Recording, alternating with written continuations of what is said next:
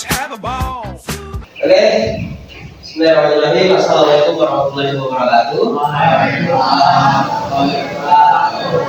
Gimana kabarnya semuanya? Sehat? Walaupun sudah agak siang ya, tetap semangat dalam belajar.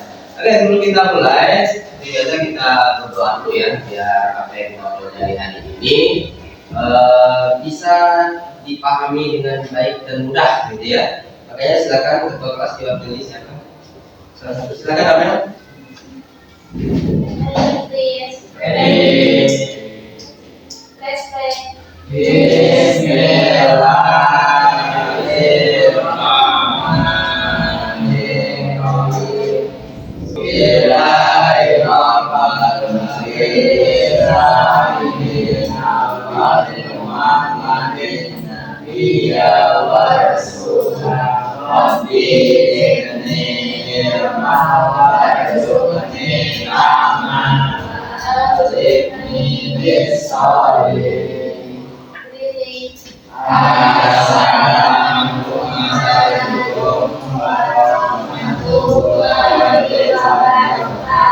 Waalaikumsalam warahmatullahi wabarakatuh. Siapa yang bersungguh maka dia yang berhasil. Makanya sungguh udah belajar ya. Ya, sebelumnya kita cek dulu nih semuanya lengkap. Ya, teman kiri kanan. Cahyo, Iqbal, teman-teman ya. Tadi semuanya aman. Baik. Untuk pertemuan sekarang kita akan belajar materi yang dibilang baru ya, viral gitu ya, berhubungan dengan AI atau disebut juga dengan kecerdasan buatan atau kecerdasan artifisial. Nah, jadi untuk materi lengkapnya ada di sini, namanya pengoperasian dan pengaplikasian perangkat kecerdasan artifisial. Ya, mungkin kalian sudah pernah dengar. Kita lihat logo berikut ini. Logo berikut ini. Coba perhatikan sebentar, pernah lihat nggak? Kalau sudah pernah lihat, pernah nggak mengoperasikannya, menggunakannya? Gitu. Oke, ada yang tahu siapa? Yang pertama itu logo apa? Yang ini? Wah, luar biasa ya. Ini namanya ChatGPT. Oke, sering menggunakan? Sangat sering kayaknya, karena ini sangat familiar ya kalau di AI. Digunakan berapa biasanya?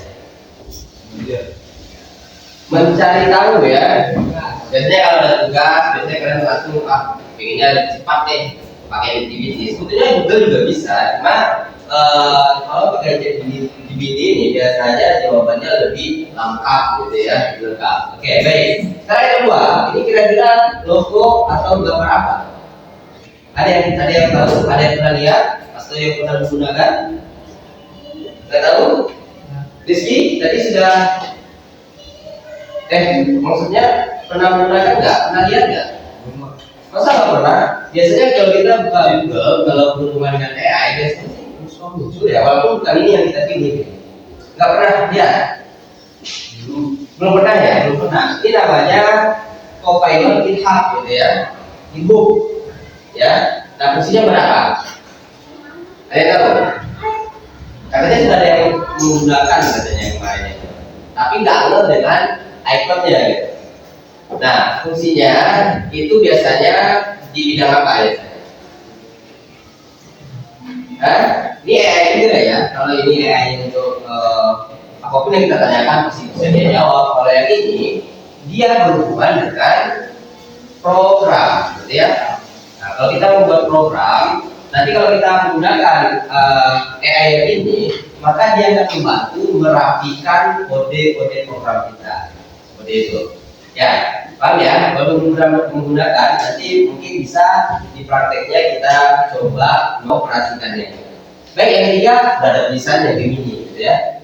Gemini pasti tahu semua. Ya, tahu semua. Fungsinya berapa?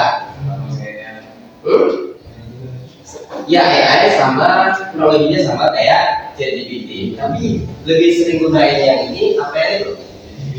ChatGPT ya, karena ChatGPT ini memang sudah familiar banget bagi seluruh orang ya. Baik, di sini kita lihat untuk pencapaian pembelajaran kita pada hari ini, setelah kita belajar, nanti kita capaiannya itu bisa memahami, mengoperasikan, mengaplikasikan perangkat AI dan menggunakan AI secara etis dalam kehidupan sehari-hari dan program sederhana. Mengoperasikan maksudnya nanti kita bagaimana secara menggunakannya, itulah kayaknya sudah sering ya. Nah, berikutnya mengaplikasikan gitu. Bagaimana kita mengaplikasikan perangkat AI itu dalam kehidupan kita sehari-hari gitu. Nah, kita lihat di sini selanjutnya ada menggunakan AI secara etis. Nah, maksudnya kalau etis itu kita menggunakan AI itu untuk keperluan yang bakal positif gitu. Jadi tidak sembarangan gitu ya. Kalaupun kita mau mengambil sesuatu di ChatGPT, jangan 100% kopas gitu. Harus kita edit lah gitu ya. Jangan terlalu plagiat banget gitu. Nah, ini termasuk kepada penggunaan secara etis gitu. Begitu ya. Ini pencapaiannya. Berikutnya tujuannya. Tujuan dari pembelajaran ini, setelah mempelajari materi ini, peserta didik diharapkan mampu untuk menjelaskan konsep dasar dari kecerdasan artifisial generatif, lalu mengidentifikasikan perangkat keras dan perangkat lunak yang digunakan pada AI. Contohnya pada ChatGPT, Copilot ya juga ada. Lalu mengoperasikan perangkat AI generatif sederhana seperti ChatGPT dan Copilot. Lalu menerapkan AI generatif untuk menyelesaikan masalah sederhana di bidang pembelajaran dan pemrograman. Nah, ini tujuan kita ini nanti kalau setelah kita belajar gitu ya.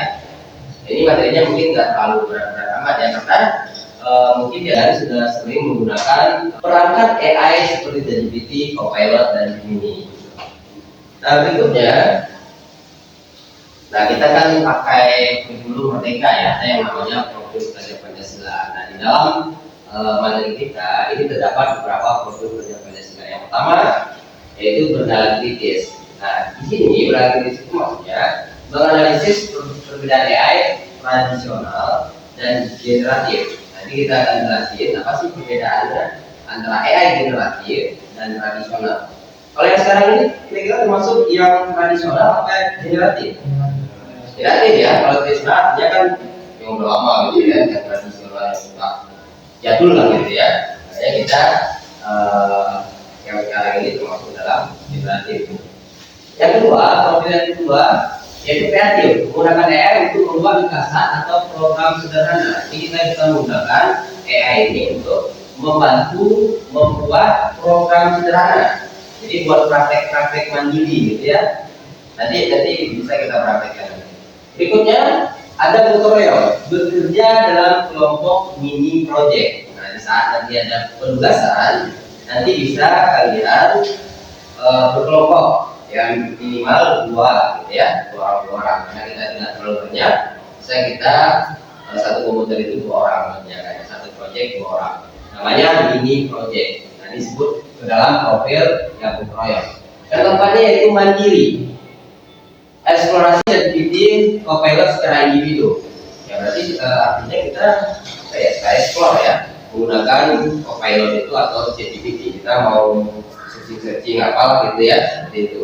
Nah, berikutnya beriman dan bertawakal kepada Tuhan yang Maha Esa. Nah, yang tadi itu maksudnya apa? Profil belajar Pancasila, beriman dan bertawakal kepada Tuhan yang Maha Esa, menyadari etika dan tanggung jawab dalam menggunakan AI. Ini yang sekarang kan walaupun ChatGPT itu bisa semua, ya kita juga harus ada batas-batasannya. Karena kita bisa semua, apapun yang kita minta bisa semua. Jadi ada batasannya, ada etikanya. Jangan sembarangan saja. Ya, contohnya tadi misalkan kalau kita mau mengambil sesuatu ya jangan kopas 100%, jangan plagiatnya terlalu 100% ya.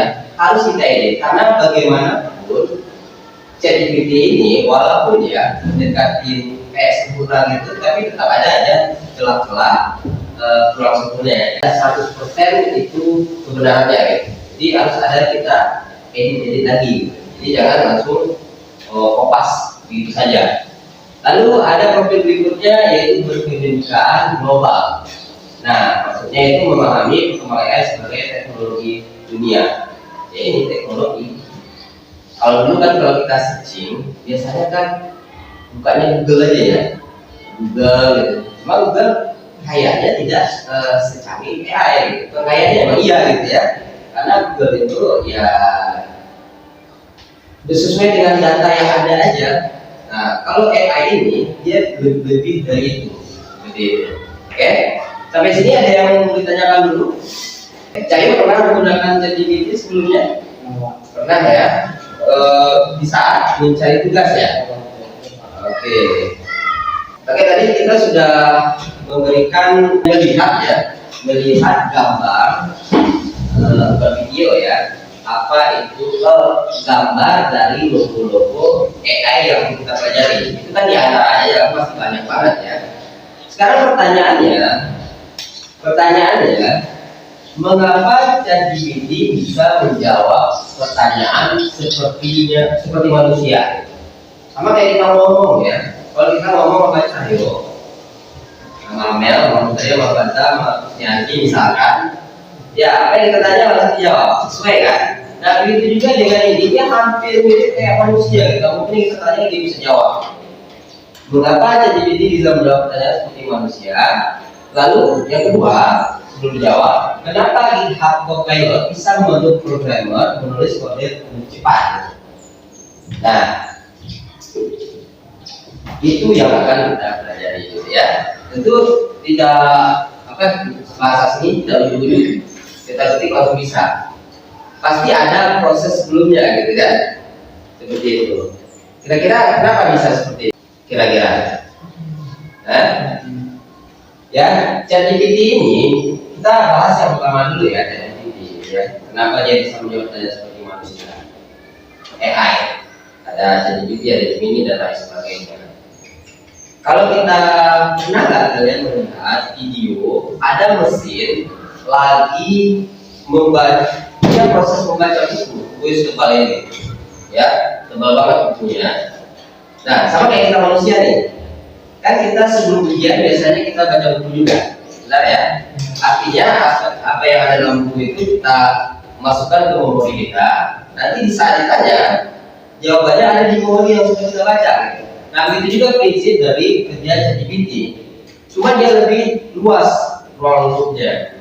Jadi semua bidang ilmu pengetahuan, internet dan segala macam itu sudah ada ibaratnya manusianya sudah di kepalanya semua. Makanya semua pertanyaan yang kita ajukan di dalam ChatGPT itu hampir semuanya dia jawab dengan cepat. Benar? Apapun yang kita tanya itu di ChatGPT. Berarti ada proses sebelumnya. Nah dia juga belajar, kayak manusianya juga belajar gitu ya. Dia masukin ilmu pengetahuannya semuanya. Ya tentunya ada programnya ya seperti itu. Nah jadi waktu itu pernah melihat video ada mesin lagi baca buku terus kembali cepat banget bacanya, sebalik lagi tebal banget. Nah artinya dia lagi menyalin apa yang ada di buku ke dalam otaknya gitu. Kira-kira seperti itu. Ya, bisa dipahami? Makanya dia bisa menjawab gitu. Sama kayak kita ujian, materi yang ada di buku pasti kita baca. Nah, di saat ditanya di saat ujian, ya kita bisa menjawab kenapa? Karena kita baca. Seperti itu. Kira-kira seperti itu ya.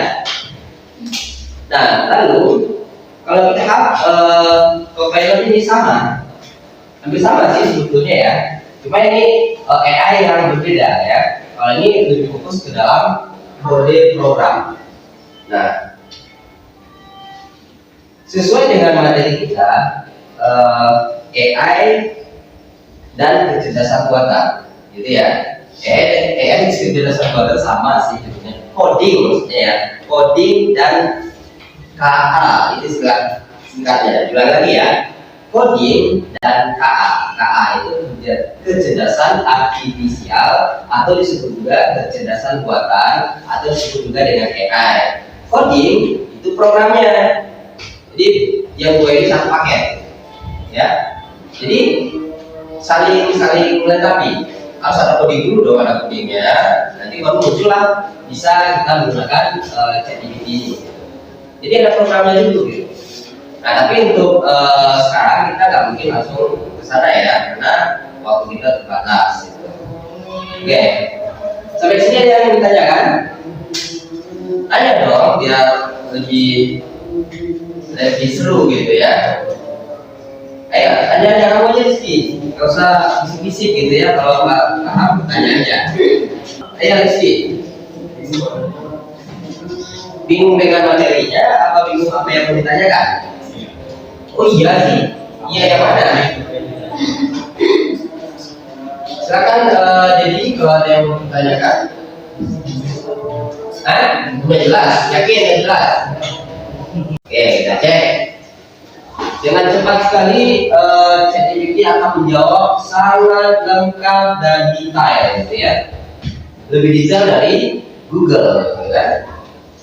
Ya, pengertian manfaat lengkap lagi. Kalau kita lihat ke bawah, komponennya, jenis-jenisnya, topologi, semuanya lengkap, gitu ya, lengkap sekali. Nah, itulah kelebihan dari AI ini, gitu. ChatGPT salah satunya. Dan bukan ini aja sih, kita bisa kalau mau bikin curhat juga bisa kayaknya. Ya, ya, gitu ya. Ya, kalau curhat kalian sendiri yang praktekin nanti ya. Gitu. Oke, itu saja. Ada lagi yang mau ditanyakan mungkin? Kalau untuk mau nyoba, nanti boleh ya, bisa dicoba di HP masing-masing, boleh dicoba lagi untuk mempraktekannya gitu ya. Sekarang kita lanjutkan dulu materi kita. AI ini terdiri dari ada namanya AI yang bawahnya deh, ada tradisional, ada generatif. Kalau tradisional mungkin dalam pikiran kita udah jelas ya, kebayang yang sesuatu yang sudah tradisional itu kayaknya yang sudah lama gitu ya, jadul gitu. Nah, AI yang tradisional hanya mengenali, memprediksi data yang sudah ada. Artinya data yang sudah dimasukkan ke dalam komputer, nah ini yang dia tahu, dia nggak bisa kembangkan lagi gitu ya. Kalau AI seputar AI generatif menciptakan konten baru yang belum pernah ada sebelumnya. Nah, jauh lebih bagus, lebih hebat gitu ya daripada AI tradisional. Ya contohnya tadi aja, kalau misalkan kita ketikkan kata kunci di Google biasa sama di AI, itu mungkin lebih lengkap, lebih detail itu yang ada pada AI. Nah, kita lihat nih, fungsi utama dari AI generatif menghasilkan sesuatu yang baru, baik itu berupa teks, gambar, video, apalagi kode program maksudnya dan lain-lain. Nah, kemampuannya satu, bisa membuat teks, menulis cerita ringkasan, atau menjawab soal. Berikutnya yang kedua, membuat kode, gitu ya. Kita berbicara AI ya, bukan GPT lagi ya, AI. Ada di sini contohnya GitHub Copilot. Bisa melengkapi program. Kita kan belajar nih program HTML misalkan. Sebelum misalkan gurunya mengajarkan materi, misalkan materi membuat formulir gitu ya. Kalian bisa latihan langsung buka GitHub Copilot. Buatkan saya contoh form login dengan HTML. Maka dia akan membuat program sendiri. Ini yang ada ya. Atau bisa melengkapi program yang sudah kita buat. Nah, itu enaknya. Jadi programmer sudah ada alat bantu AI-nya. Yang ketiga, membuat gambar. Nah, ini bisa menggunakan Dante, nama AI ya, atau Midjourney. Pernah dengar kalian? Ya, pernah dengar. Kalau membuat musik, ada yang musik generator atau ada yang viral itu namanya Suno ya, juga gitu ya. Nah, jadi itulah ya. Ini sebagai kecil aja sih, masih banyak AI yang lain. Nah, keunggulannya dari tradisional lebih kreatif. Keunggulan yang lainnya bisa membantu bertransformasi, transforming ya, gitu ya. Belajar atau membuat karya yang baru, kayak manusia aja gitu. Dia bisa kembangkan gitu. Ya.